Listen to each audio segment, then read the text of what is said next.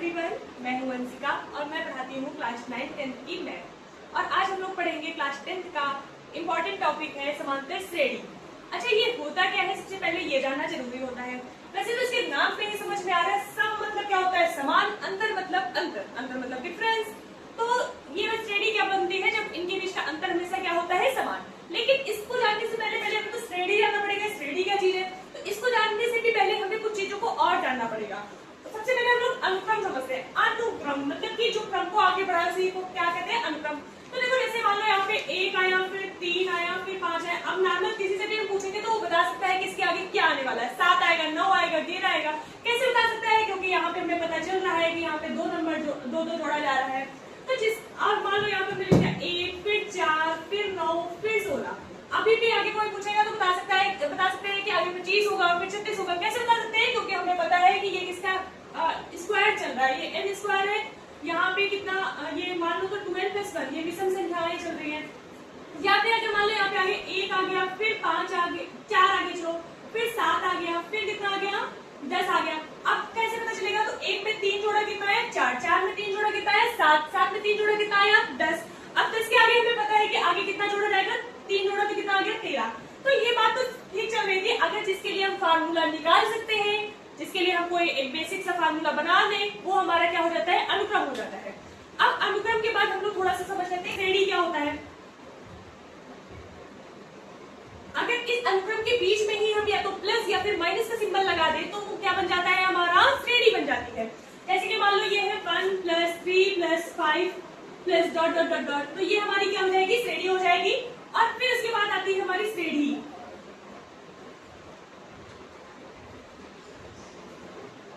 इस श्रेणी क्या होता है, अगर इसके बीच का प्लस और माइनस का भी सिंबल हटा दिया जाए तो हमारी क्या बन जाती है, श्रेणी बन जाती है। जैसे 1 हो गया, 3 हो गया, 5 हो गया, 7 हो गया, 9 हो गया, ये भी श्रेणी है। और यहाँ पे मान लिया 1 है, 4 है, 9 है, 16 है, ये भी श्रेणी है। 2 का स्क्वायर 4, 3 का स्क्वायर 9, 4 का स्क्वायर 16, 5 का स्क्वायर 25, ये भी क्या है, श्रेणी है। तो मतलब कोई भी हम ले सकते हैं, यहाँ पे श्रेणी ले सकते हैं, श्रेणी ले सकते हैं। अब हम लोग श्रेणी को जब समझ चुके हैं तो हम लोग चलते हैं समांतर श्रेणी पे। तो समांतर श्रेणी, इसको हम लोग अरिथमेटिक प्रोग्रेशन बोलते हैं। इसका शॉर्टकट रूप हम लोग क्या लिखते हैं, एपी। क्या लिखते हैं, एपी। तो अब चलो इसको समझते हैं। तो श्रेणी मतलब वो श्रेणी जिसके बीच का डिफरेंस क्या हो, इक्वल हो, उसे को हम लोग क्या बोलेंगे, समांतर श्रेणी बोलेंगे। तो चलो स्टार्ट करते हैं। अगर मान लिया कि यहाँ पे पहली संख्या कोई मान लेते चलो 2 है, आगे क्या आ गया, मान लिया 5, आगे क्या आ गया 8, फिर आगे क्या आ गया 11। तो हमें पता चल सकता है कि आगे 14 आएगा, आगे 17 आएगा, फिर आगे 3 ऐड करेंगे तो और आ जाएगा। लेकिन इतने से तो काम नहीं बनने वाला था। अच्छा, हमें इसकी जरूरत पड़ी तो पड़ी क्यों, ये समझना जरूरी है। तो चलो अब इसको हम लोग लिखते कैसे, a, फिर आगे क्या रहता है a + d, फिर आगे क्या रहता है a + 2d, फिर आगे क्या रहता है a + 3d, ऐसे चलता रहता है। तो अच्छा ठीक है, ये सब कुछ ठीक है। फिर इसकी जरूरत पड़ी तो पड़ी क्यों। अब जैसे यहाँ पे है, इसके बीच का अगर अंतर देखेंगे तो a + d - a कितना आ गया, d आ गया। यहाँ पे भी देखेंगे d, यहाँ पे भी देखेंगे d। तो इसके नाम से ही पता चल रहा है कि वो श्रेणी जिसके बीच का अंतर सेम होता है वही क्या होती है, समांतर श्रेणी होती है। तो चलो अच्छा, सारी बातें ठीक थी। अब अगर मान लो कोई भी यहाँ पे दी है समांतर श्रेणी दी, अब इसके आगे पूछ लिया हमसे कि चलो इसका 20 नंबर की जो संख्या होगी वो बताओ। अब तो बहुत बड़ी दिक्कत तो होने वाली थी। चलो यहाँ पे तो छोटी संख्या थी, 11, 3, 14 हो गया, 17 हो गया, ऐसे जोड़ जोड़ के हम लोग निकाल सकते थे। लेकिन अगर हमारी जो श्रेणी उसके बीच का डिफरेंस ज्यादा हुआ, अंतर ज्यादा हुआ, तब तो हमें निकालने में बहुत बड़ी प्रॉब्लम होने वाली थी।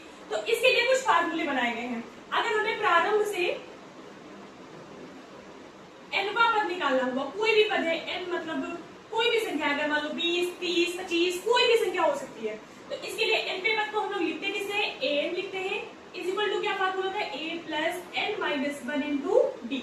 ये फार्मूला होता है हमारा। प्रारंभ से कोई भी पद हम यहाँ से निकाल सकते हैं, चाहे 45 नंबर का हो, चाहे 50 नंबर का हो, चाहे 100 नंबर का हो, चाहे 200 नंबर का हो, कोई भी पद अगर हमें निकालना है तो हम बड़ी आसानी से इस फार्मूले में मार कर सकते हैं।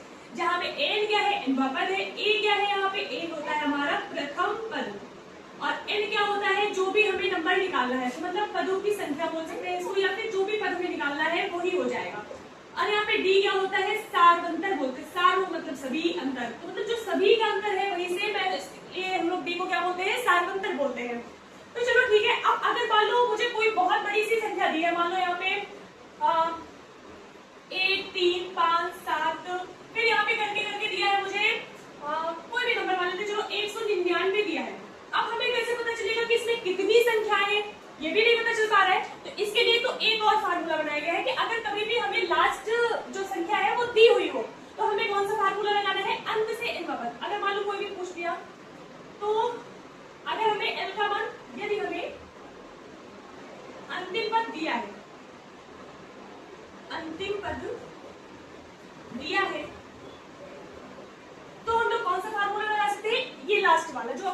आ रहा है। तो इसका क्या होता है, L इज इक्वल टू होता है A plus N minus 1 into D, जहाँ पे L क्या है, L है हमारा अंतिम पद। मतलब चाहे जो भी कितनी भी बड़ी श्रेणी हो, अगर हमें लास्ट पद उसका दिया है तो हम बड़ी आसानी के साथ बता सकते हैं कि इसमें कुल कितनी संख्याएं हैं। और A क्या होता है भैया सबको ही पता है, पहला पद होता है। और D क्या होता है, हमेशा सार्वंतर होता है। तो अब हम लोग इतना तो जान चुके हैं कि इसकी जरूरत क्यों पड़ी। अगर हमें बहुत बड़ी श्रेणी दी होती तो हम कभी भी इसका मान निकालने में बहुत प्रॉब्लम होने वाली थी। इसके लिए हम लोगों ने एक बेसिक सा फार्मूला प्राप्त किया कि प्रारंभ से कोई भी पद निकालना है तो इसके लिए फार्मूला होता है A is equal to A plus N minus 1 into d. और अगर मुझे लास्ट पद दिया है तो भी कोई भी फार्मूला निकालना है तो L is equal to A plus N minus 1 d. अब अगर हमें लास्ट से कोई भी संख्या निकालनी हुई, मान लो हमें बहुत बड़ी श्रेणी दी है 2 5 ऐसे नहीं, कोई समझ नहीं लेते हैं, नहीं तो फिर लास्ट में निकल होगा 1 3 5 फिर लास्ट में दिया है मान लो मुझे 289, चलो ले लिया मैंने। अब अगर मुझे बोल दिया है कि इसमें लास्ट से तुम 12 नंबर की संख्या निकाल लो, तब तो फिर हमें बहुत बड़ी प्रॉब्लम होने वाली थी। या तो फिर हम बहुत ज्यादा दिमाग करना पड़ता, पहले कितने पद है ये निकाले, फिर सब घटा हटा के। तो इसके लिए डायरेक्ट भी फार्मूला होता है जो हम लोग ऐसे बड़े आराम के साथ यूज कर सकते हैं, वो होता है अंत से nवा पद इज इक्वल टू होता है L minus N minus 1 into D. अब इसको लगाते कैसे हैं, जैसे मान लो कि मुझे यहाँ पे दिया है, ये श्रेणी दी है मुझे, तो अच्छा बताओ यहाँ पे A का मान कितना हो जाएगा 1, L का मान कितना है 289 है, अब D का मान कितना है D। हमेशा दूसरे पद में से पहले पद को घटाना है, ऐसी गलती नहीं करनी कि पहले में से दूसरे को घटा ले, हमेशा किसमें से किसको घटाना है, दूसरा पद माइनस पहला पद। तो चलो देखते हैं यहाँ पे दूसरा पद कितना है 3, पहला पद कितना है 1, तो 3 माइनस 1 तो D बराबर कितना आ जाएगा 2। अब यहाँ पे हम बड़े आराम के साथ हम निकाल सकते हैं। अगर मान लो मुझे कौन सा नंबर निकालना, चलो अंत से 17वां पद कितना होगा। अगर मान लो मुझसे ये पूछ दिया गया कि अंत से 17वां पद, तो हम लोग कैसे करेंगे, सबसे पहले बताओ L का मान कितना है, यहाँ पे 289 है, माइनस L की वैल्यू कितनी है, मुझे यहाँ पे 17 नंबर का निकालना है, तो कितना हो जाएगा 17 माइनस 1। अब D की वैल्यू कितनी निकाली हमने 2, तो कितना हो जाएगा 289 माइनस का 16 इंटू 2, तो कितना हो जाएगा 289 माइनस का 32, तो कितना आ गया 9 में से 2 घटाए कितना आ गया 7, 8 में से 3 घटाए तो कितना आ गया 5, 257। तो एक तो ये हम ऐसे बड़े आराम के साथ निकाल सकते हैं। अच्छा मैं एक चीज और बताना रह गया था मुझे कि कभी कभी तो तुम्हारे भी बस डायरेक्ट इसी बात से क्वेश्चन आते हैं कि बताओ ये समांतर श्रेणी में है, तो किसी चीज का मान पूछ लेता है। एक ये टाइप पूछा जाता है कि मान लो a प्लस कुछ मान लो 3 a प्लस 5, मैं थोड़ा सा चेंज कर देती हूँ, k 2k प्लस 3 और यहाँ पे लिख दिया 4k प्लस 5। अगर समांतर श्रेणी में है तो हमें k का मान निकालना है। तो अब बेसिक सी बात है कि हमने एक ही चीज तो पढ़ी है कि समांतर श्रेणी है तो उसके बीच का अंतर हमेशा क्या होगा, समान। तो चलो समांतर श्रेणी है तो सार्वंतर ऐसे लिख देंगे हम लोग, चूंकि समांतर श्रेणी में है अतः इसके सार्वंतर क्या होंगे, बराबर होंगे, चूंकि समांतर श्रेणी में है अतः सार्वंतर क्या होगा, समान होगा।